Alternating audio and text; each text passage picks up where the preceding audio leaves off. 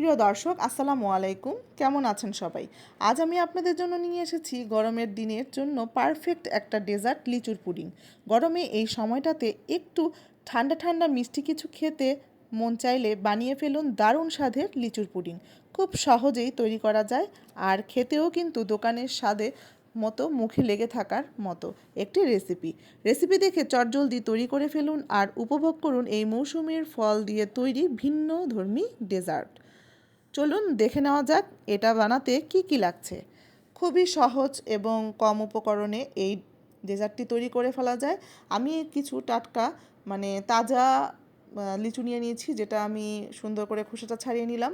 এখন আমি এটার ভিতরের যে বিচিটা সেটা আমি ফেলে দেব এবং ছোটো ছোটো করে কেটে এটাকে ব্লেন্ড করে নেব।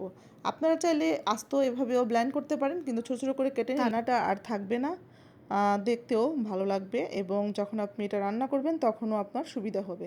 আর এটা কিন্তু খেতে কিন্তু একদম দোকানের স্বাদের মতো হবে।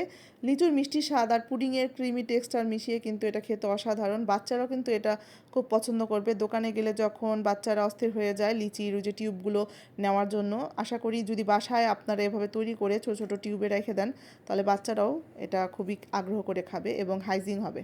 তো এখানে আমি 1 কাপ পরিমাণ লিচুর কাদ আর হচ্ছে একটু আগার আগার পাউডার নিয়ে এটাকে আমি একটা জেল বানিয়ে রাখবো, যেটা আমি পরে ইউজ করব।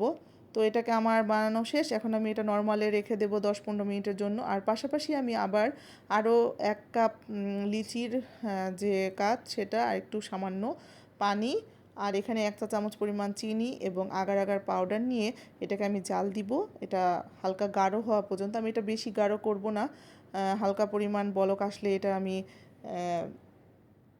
পরিবেশন করব। তো এখানে আমি যেই গাঢ় করে যেই কাটা জেলটা তৈরি করেছিলাম সেটা আমি এখন ছোটো ছোটো করে কিউব আকারে কেটে নিচ্ছি। এটা আমি পুডিংয়ের মধ্যে ইউজ করব। এটা যখন পুডিংটা মধ্যে আমি ইউজ করব, যখন আমার পুডিং তৈরি হয়ে যাবে, খাবারের সময় যখন এটা মুখে পড়বে তখন এটা খেতেও কিন্তু খুব মজা লাগবে। তো এই তো আমি এখন একটা সার্ভিং ভুলে এটা আমি ঢেলে নিচ্ছি, কারণ ছোটো কাপ আমার এই মুহূর্তে ছিল না, সেজন্য আমি সার্ভিং বলে এটা সার্ভ করে নিচ্ছি। তো এই তো আমার তৈরি হয়ে গেল লিচুর পুডিং। তো বন্ধুরা, আমার এই ভিডিওগুলো যদি তোমাদের ভালো লেগে থাকে রেসিপি, তো অবশ্যই আমার ইউটিউব চ্যানেলে সাবস্ক্রাইব করে দেবে এবং জাহিমাস কিচেন ফেসবুক চ্যানেল আমাকে একটি ফলো দিয়ে দিবে, আমার পাশে থাকবে এবং অটোমেটিক যারা আমার পাশে আছো বা আমাকে সাপোর্ট করছো তাদেরকে অনেক অনেক ধন্যবাদ। সবার সুস্থতা কামনা করছি, সবাই আমার জন্য দোয়া করবে এবং নেক্সট ভিডিও দেখার জন্য আমার রেসিপিগুলো লাইক কমেন্ট শেয়ার করে আমার পাশে থাকবে এবং সবাই ভালো থাকো। সবাইকে অসংখ্য ধন্যবাদ। আল্লাহ হাফেজ।